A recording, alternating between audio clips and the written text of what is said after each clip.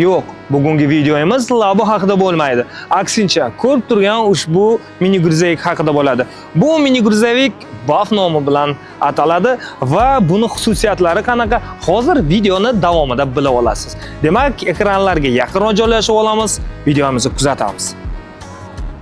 BAF mini gruzavigi. Bunda 1.6 hajmga teng bo'lgan motor joylashtirilgan.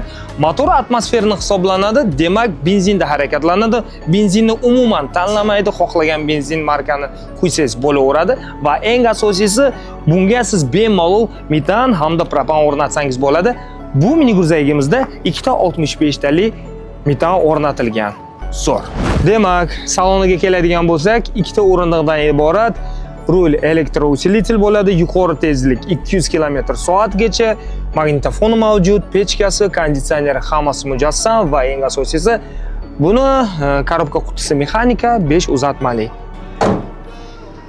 Demak, videomiz so'ngida ushbu mini gruzavik nechta pul turadi? Hozir bilib olasiz. Demak, bu mini gruzavigimiz o'zimizda ishlagan mini gruzavik. Buni biz hozir sotuvga qo'yganmiz. Narxini $21,000 belgiladik.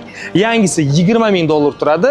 Nima uchun 21,000? Chunki bunga biz metan o'rnatganmiz, ikkita 65 talik gaz ballon va ten tortganmiz. O'zingiz bilasiz, bu ham qo'shimcha pul turadi. Yurgan kilometraji bo'lsa, bor yo'g'i 3000 km yo'l bosgan xolos. Demak, batafsil ma'lumot olish uchun kimga kerak bo'lsa, pastda raqamlar qoldiraman. Aloqaga chiqsangiz bo'ladi. Batafsil ma'lumot berib o'tamiz. Barchangizga ko'rishguncha deymiz va kutib qolamiz.